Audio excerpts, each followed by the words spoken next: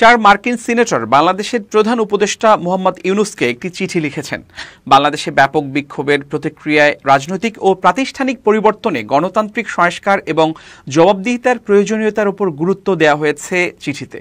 সিনেটররা দেশের হিন্দু সম্প্রদায় ও কক্সবাজারের রোহিঙ্গা শরণার্থীদের উপর হামলার জন্য দায়ী ব্যক্তিদের জবাবদিহিতার আওতায় আনার জন্য দ্রুত পদক্ষেপ নেয়ার ও কঠোরভাবে আইন প্রয়োগের জন্য অন্তর্বর্তী সরকারের প্রতি আহ্বান জানান। যুক্তরাষ্ট্রের ফরেন রিলেশনস কমিটির chair senator Ben Cardin, senator Chris Murphy, Chris Van Hollen ও জেফ মার্কলি যৌথভাবে এই চিঠি দেন।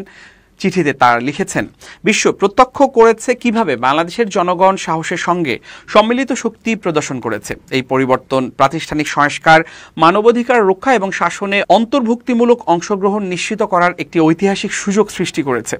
নাগরিকরা যখন একত্রিত হয়, তাদের কণ্ঠস্বর সবচেয়ে কর্তৃত্ববাদী নেতাদেরও ক্ষমতা ত্যাগ করতে বাধ্য করতে পারে। চিঠিতে বলা হয়েছে, বাংলাদেশের জনগণ এমন একটি সরকারের দাবিদার যে সরকার তাদের কণ্ঠস্বরকে সম্মান জানাবে, তাদের অধিকারকে সুরক্ষিত রাখবে এবং তাদের মর্যাদাকে সমুন্নত রাখবে।